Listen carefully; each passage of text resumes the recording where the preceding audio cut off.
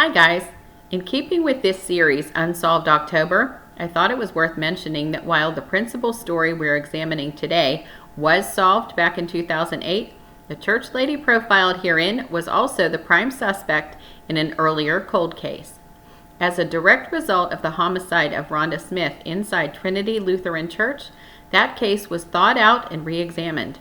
I hope you'll watch my video to the end. There have been some fascinating recent developments in both cases in the past 3 years. In mid-January 2008, parishioner Rhonda Smith stood before the congregation at Trinity Evangelical Lutheran Church in Springfield Township, Pennsylvania.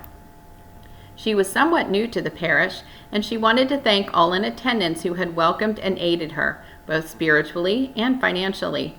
When it was learned that Rhonda, age 42, was experiencing financial difficulties, a collection was taken up to assist her with her regular living expenses, and possibly more importantly, with the medication required to manage her bipolar disorder. In addition, Pastor Gregory Shreves offered Rhonda a part-time job working in the church's office. Due to the charity of her new church friends, Rhonda's life was improving, and she was grateful. So none in attendance that chilly winter day could have imagined that, in a burgeoning fit of jealousy, one among them would soon send Rhonda Smith to her final resting place. Cut to January 23, 2008, when the church's custodian, also known as a sexton, was both surprised and annoyed to find the doors of the church unlocked. Judy Zellner headed to the office to find out why. Upon opening the door, she screamed when she saw the feet and legs of a woman on the floor lying in a pool of blood. She ran outside to phone the police, shaking and horrified by what did not appear to be any sort of natural death. It was only later, when the victim was removed on a stretcher, that Judy realized it was her friend, Rhonda. Meantime, as the congregants of the little church prayed for Rhonda's recovery, another member, 65-year-old Mary Jane Fonder, was having her hair done. Her regular stylist found it a bit unusual that Mary Jane asked to have her natural hair washed and styled. Normally, she would coif Mary Jane's wig, which she had always worn on previous occasions. It was also odd that Fonder, no doubt happy with her new look, forgot her wig in the salon and returned home without it. This seemingly minor distraction would prove telling in the coming weeks. Upon arriving at the hospital, it was determined that Rhonda Smith had been shot twice in the head. When it was clear there was no brain activity and she would never recover, her grief-stricken parents made the devastating decision to remove her from life support. The parish mourned with them. The Smith family were comforted by the outpouring of sympathy they received from Rhonda's friends. They became slightly uncomfortable, however, with the overwhelming interest and attention they received from Mary Jane Fonder, who sang in the choir with Rhonda. Her interest in them and their late daughter became somewhat intrusive, and they found the woman off-putting. Quick aside here, in preparing for my most recent story, Dorothy Kilgallen, Accident or Murder, I binge-watched dozens of old episodes of What's My Line, so I can say with some certainty that were Mary Jane to stand before the game show panel, Dorothy would likely have guessed, "Do you by chance make homemade pierogies for the Bucks County Fair?" Mary Jane had the look of your favorite lunch lady, you know, that matronly woman in the hairnet who spooned macaroni and cheese in the school cafeteria. And Mary Jane loved to chat.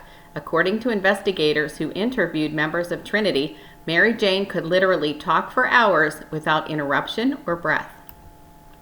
Mary Jane Fonder was born in July 1942 to Alice, a proofreader, and Edward Fonder III, a machinist. She had one brother, Edward IV, and the family eventually settled in Springfield Township, located about 8 miles from Philadelphia. Mary Jane was not a happy child. She was socially awkward and suffered emotional problems from a young age. She spent many weeks in a mental hospital for a sedative overdose. A high school dropout, she worked a series of odd jobs, including stints in various knitting factories. Never married, she moved back home to care for her aging parents at age 45. When her mother passed away following complications from a leg amputation, Mary Jane and her father shared the family home.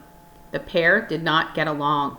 The relationship was irretrievably broken when, according to Mary Jane, 2 of her father's Philadelphia cousins, quote, harshly criticized how she ate chicken.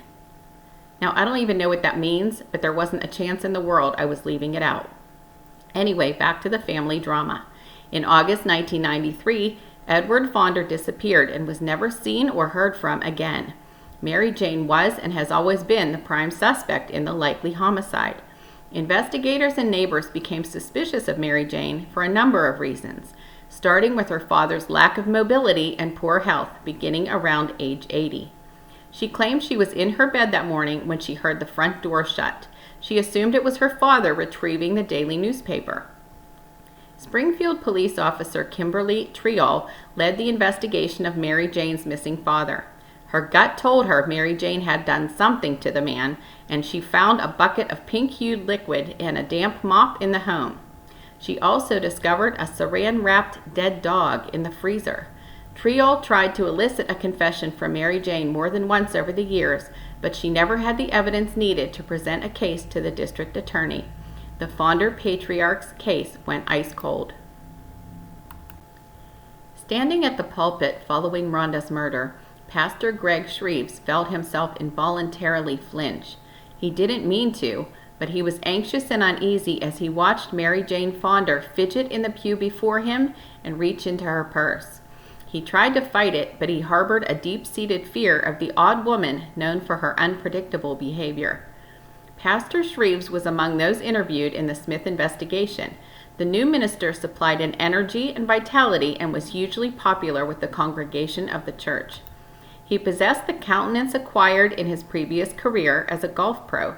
He had the soothing bearing of a minister, and he was handsome.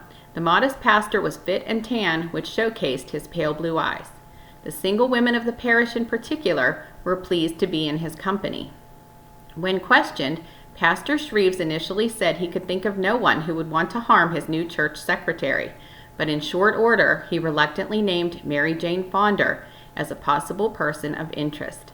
He went on to explain that despite his efforts to rebuff the older woman's advances, Mary Jane had pursued a personal relationship with him.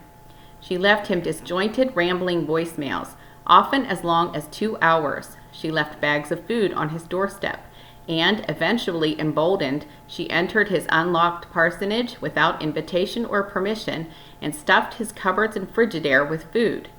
The bachelor thanked her for her kindness but asked her to not deliver any more groceries to his home. She responded by telling him she knew there was something intimate between them. He could feel it too, she insisted. At that point, Shreves sought the counsel of church elders and politely asked Mary Jane to find another house of worship. She didn't. Detectives questioned Mary Jane at length. She insisted she had nothing against Rhonda. When pressed, though, Mary Jane did concede that she was hurt by the attention both Pastor Shreves and his flock bestowed on Rhonda. She had been a member of the church for some 14 years and had never received such a welcome. She imagined there were social gatherings she was left out of. It wasn't true, and the pastor certainly seemed to be avoiding her despite what she claimed was a reciprocal romantic interest. For his part, he has denied all her claims and any other improprieties within church walls. April Fool's Day 2008 marked the beginning of the end for Trinity and the church lady. A few weeks earlier, a young boy fishing with his father found a .38 caliber revolver along the shores of Lake Nakamixen. Police ultimately determined the gun had been the murder weapon in the Smith shooting and traced its registration back to one Mary Jane Fonder. She claimed the gun was indeed hers at one time, but she had tossed it into the lake back in 1994. Forensics determined this was impossible. The gun was not immersed in water for anywhere near that long. Finally, a routine visit to interview witnesses at the hair salon resulted in investigators securing Mary Jane's wig. Even weeks later, having been stored in a drawer, traces of gunpowder were evident. Mary Jane Fonder was arrested April 1, 2008.